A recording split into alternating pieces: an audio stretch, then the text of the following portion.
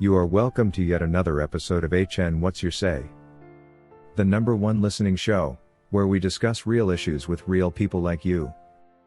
We are still featuring R. Kelly. Real name Robert Sylvester Kelly. Also known as the RnB King.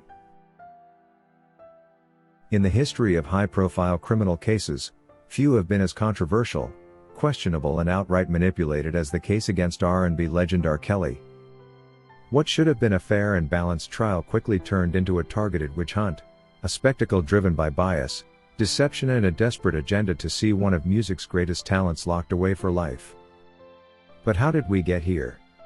How did a case built on the testimonies of known liars and manipulators result in a conviction? And more importantly, how can we trust the government's narrative when their own witnesses have admitted to deceit? To understand the grave injustice at play, we must examine one of the government's key witnesses, Lisa Van Allen. A name that should send red flags through any courtroom seeking truth and integrity. Van Allen's history of dishonesty is well documented, yet she was presented under oath as a credible witness in the case against R. Kelly. In normal legal proceedings, if a witness is proven to be a habitual liar, their testimony is rendered unreliable if not dismissed entirely. Yet in this case the government paraded Lisa Van Allen with full confidence, ignoring the fact that her credibility had been shattered long before she ever stepped into the courtroom to falsely implicate R. Kelly for the second time. How is it even possible that a system that claims to uphold justice could rely so heavily on the words of someone with a well-established record of falsehoods? Meanwhile, Lisa Van Allen's lies alone should have been enough to sink the prosecution's case as they cast doubt on the entire narrative being pushed against R. Kelly. But instead the court conveniently overlooked her inconsistencies, her ever-changing stories and her clear motives for testifying. It was as if the truth didn't matter to them. What mattered instead was securing a conviction at any cost.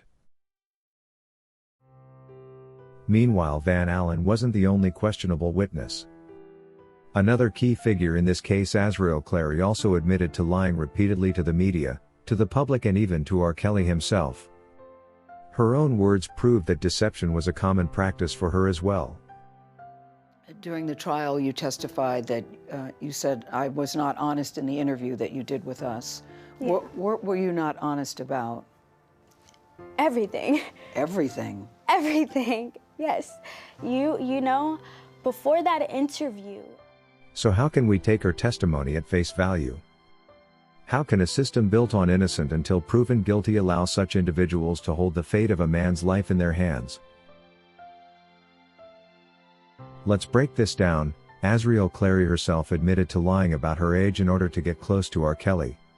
A deception that, according to her own words, was not only premeditated, but also encouraged by her own mother, Alice Clary. When I first met Robert, my parents told me to lie about my age. So when I met him, he thought that I was 18. If the foundation of this entire case is built on manipulation and dishonesty, what does that say about the legitimacy of R. Kelly's conviction? In a just and fair trial, every witness is held to the same standard. Yet in the case against R. Kelly, the government seemed to operate under a different set of rules. Normally, when a witness is caught lying under oath, their credibility is irreversibly damaged. But here, despite clear evidence that both Lisa Van Allen and Azriel Clary had histories of dishonesty, their testimonies were still used to build a case against R. Kelly. Imagine for a moment if this were any other case. Imagine if a defendant's only accusers were proven liars. And by this we mean individuals who had admitted to misleading the public for personal selfish gain. Would a conviction still stand? Or would the case be thrown out for lack of credible evidence?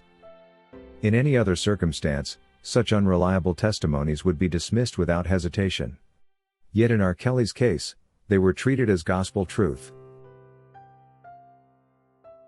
But why was this case treated differently?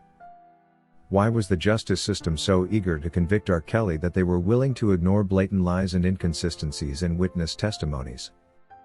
The answer is clear. The mission was never about justice. It was about prejudice.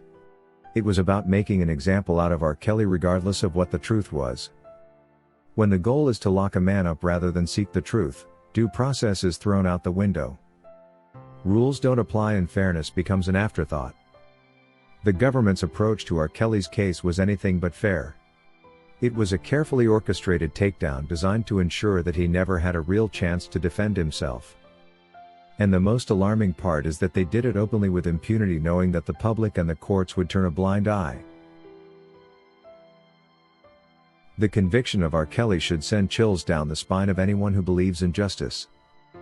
If a man can be convicted based on the testimonies of known liars, what does that say about the integrity of our legal system?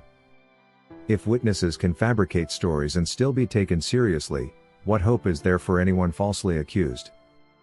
In fact, this is bigger than R. Kelly. This is about the dangerous precedent that his case sets for future reference to guide decisions. If the justice system can operate like this once, it can do so again and again. And next time it might be someone else equally innocent, someone who never stood a chance against a system designed to see them fail. So we ask again, who wins a court case after presenting a renowned liar under oath? The answer should be simple. No one should.